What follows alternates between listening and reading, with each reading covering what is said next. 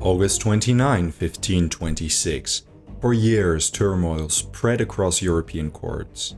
The unprecedented expansion of the Ottoman Empire to Europe's east unnerved every ruler.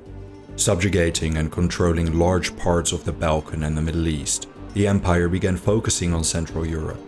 One of the first bulwarks standing in their way was the once mighty Hungarian kingdom. The Hungarians had fought multiple wars against the Ottomans in the decades preceding this battle. But this invasion, culminating in the epic Battle of Mohács, would change the course of Hungarian, Ottoman, and frankly, European history for centuries to come.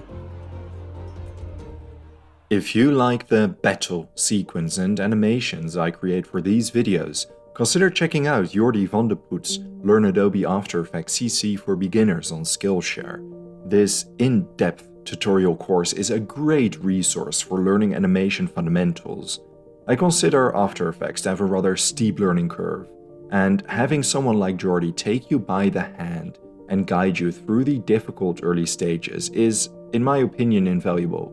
But even if you already have a grasp on After Effects or aren't interested in animating at all, Skillshare provides detailed courses about anything, from creating the perfect resume to a beginner's guide to painting the natural world or creative writing. The first 1,000 people to use the link in the description will receive a 1-month free trial of Skillshare Premium. That way you can decide if the platform is something for you. After the free trial, you will have access to an enormous wealth of information for just $10 a month. In 1489, Hungary's king Mátyás Corvinus ruled the country for nearly 32 years. The so-called Hungarian Renaissance during his reign saw his attempt to close the gap in culture, law, urban development, habits, and customs compared to Western European countries. Relatively speaking, the country blossomed. It was recognized as a bulwark against the Ottomans and a central trading route from Russia and the Middle East. Internationally, Mátyás was respected by his friends and feared by his enemies. Out of self-preservation, the nobility rallied around him, despite the high taxes he levied to maintain his permanent mercenary army and lavish court life. He died in 1490, marking the outbreak of a fierce succession crisis. It set in motion the country's rapid decline. There was no heir apparent. Mátyás wanted his illegitimate son John to ascend to the throne. The nobility preferred a pliable king, and when other pretenders joined the struggle, they picked the weakest link. Władysław II was elected as a concession. Notoriously weak-willed, the barons expanded their power and reversed some of the reforms passed under Mátyás. To maintain the aristocracy's goodwill, Władysław bestowed many royal domains and sources of income. He was lukewarm at best when it came to state affairs. His nickname was Dobrze, referring to his tendency to say yeah, alright, whenever the nobles proposed whatever to him. Miklós Molnár writes, Władysław seems to have spent 26 years saying yes, yes, to unbelievable waste and to the impoverishment of his state, not to mention the decay of his own court. Sometimes the royal couple had to rely upon the goodwill of the great lords even for their daily meals. The celebrated Black Army, now unpaid, were driven to exactions. The destruction of the glorious army ensued. The magnates managed to have their tax burden slashed while that of the common folk increased. As a result, peasants found themselves driven back to serfdom, and border defenses decayed. Unrest spread and division flourished.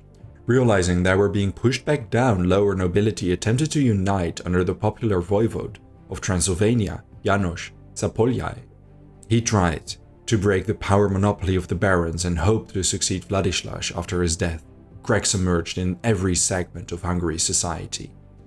At the same time, a new crusade against the Ottomans was organized. In April 1514, a 40,000-strong peasant army assembled in Pest.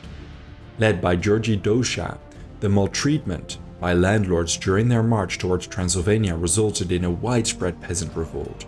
The weak and old king ordered them to disband, to no avail. Parts of Hungary, mainly the south and the Tisza region, saw mansions plundered and nobles murdered. Dózsa laid siege to Temesvár. Zápolya led a suppression of the revolt. He brutally crushed the rebels, and Dózsa's execution entered history books thanks to its cruelty. laws were drafted subjugating the peasantry. They were decisively thrown down into serfdom. These laws would not be revoked until the 1848 revolution. If it wasn't already obvious, the country was regressing. It should be noted that despite it formerly being peacetime, Ottoman raids and incursions against Hungary's frontiers happened more often than not. Vladislav passed away in 1516. His 10-year-old son, Lajos II, ascended the throne. With firmly entrenched barons at court, the young boy could hardly make decisions himself. During his tenure, trouble brewed in the south, and it rapidly heated up.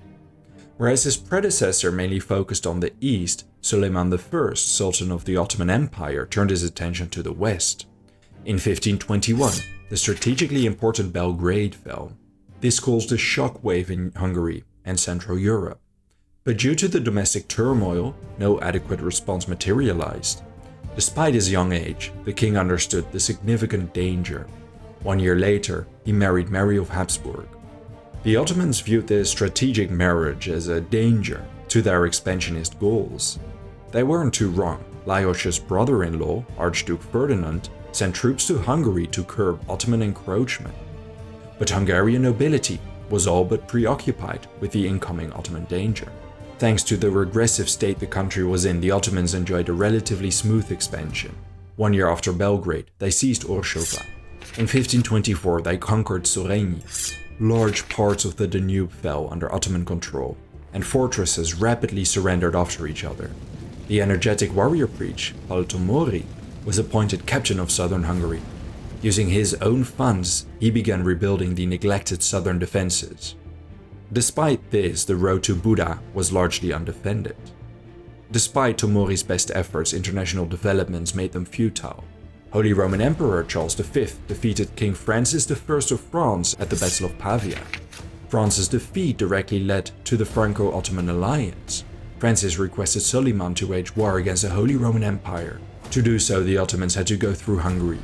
Aligning perfectly with Suleiman's ambitions, another incentive for invading Hungary was added to the list. In April 1526, a massive army led by Suleiman left Istanbul. Hungarian mobilization was sluggish at best. King Lajos departed from Buda with 4,000 soldiers. In Transylvania, Zaporia assembled a 10,000-strong army, and in the southwest, the Croatian Count Krzysztof Frankopan commanded some 5,000 soldiers. When Lajos reached Mohács, the army had grown to 25,000 men. The reluctant Tomori took command. The majority of Hungary's lords, barons and counts were present. The only ones absent were Frankopan and Zapoya's men, still marching from their respective directions. They would not reach the battlefield in time. The Hungarians camped nearby Mohács, awaiting the Ottoman arrival. This took longer than expected, but after a long and grueling march, in the summer heat, the Ottomans finally arrived in late August.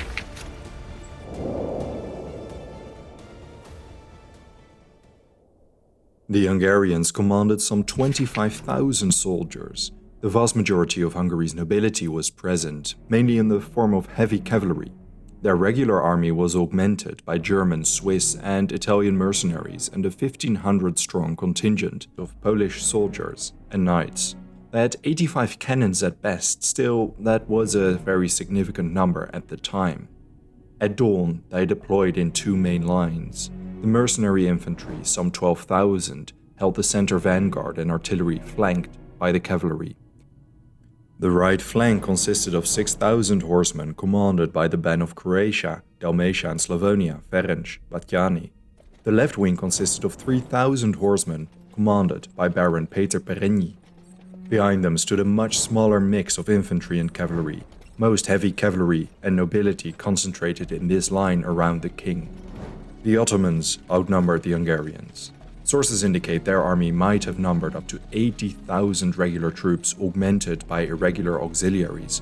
Janissaries led their well-trained army. They deployed their lesser-trained irregulars on the left flank. Their artillery wing, some 300 cannons, was the largest force of artillery seen at that time.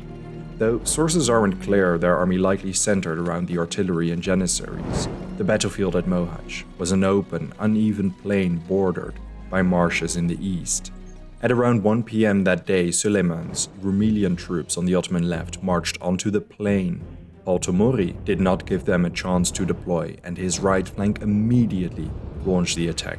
In a lightning charge, Tomori surprised the soldiers. They heavily clashed and impacted the lines. As a result, several Rumelian units were routed. The Ottomans retreated initially. Confident the victory was theirs, the Hungarians pushed the attack. Reportedly, Hungarian bullets struck Sultan Suleiman's armor at one point. But their attack turned out to be a crucial mistake. As Tomori was pushing his advantage, the Ottoman right, including the Janissaries, cavalry, and the artillery swerved around the Hungarian right flank. Tomori was overextended. During the skirmish, the Ottomans readied their cannons and artillery. Then the Janissaries charged against the entire Hungarian line.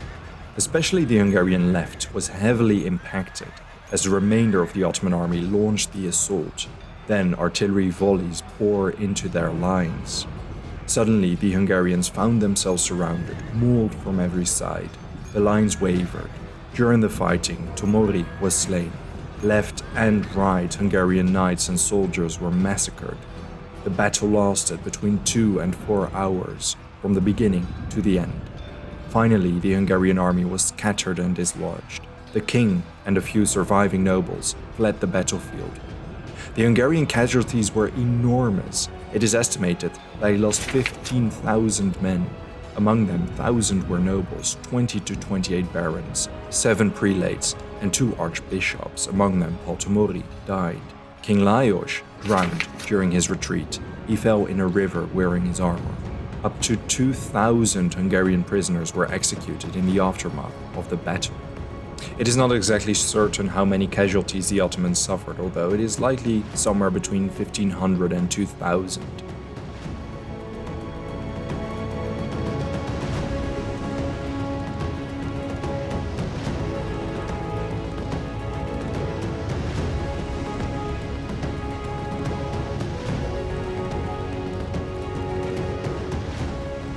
The Battle of Mohács is among Hungary's greatest national tragedies.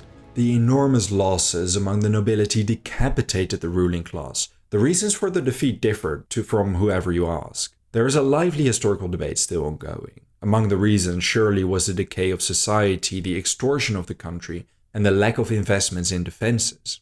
Another significant reason was the underestimation of the Ottoman Empire. The frontiers with the Ottomans had been relatively stable for over half a century, so perhaps the defenders became complacent. Suleiman initially couldn't believe this was the army supposed to defeat him.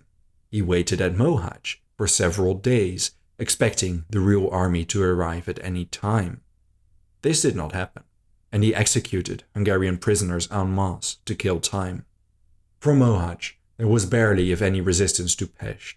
Suleiman moved to the capital unopposed. After sacking the city, he retreated south again, but the lack of opposition showed the dire situation Hungary found itself in. Lajos did not have any children, and as he drowned, Hungary did not have a ready successor. His death meant Hungary entered a political vacuum. János Apolya and Ferdinand of Habsburg contested the crown, while Suleiman was in a fantastic position to seize whatever territory he wanted. It wasn't until 1541 that the country was decisively split into 3 parts.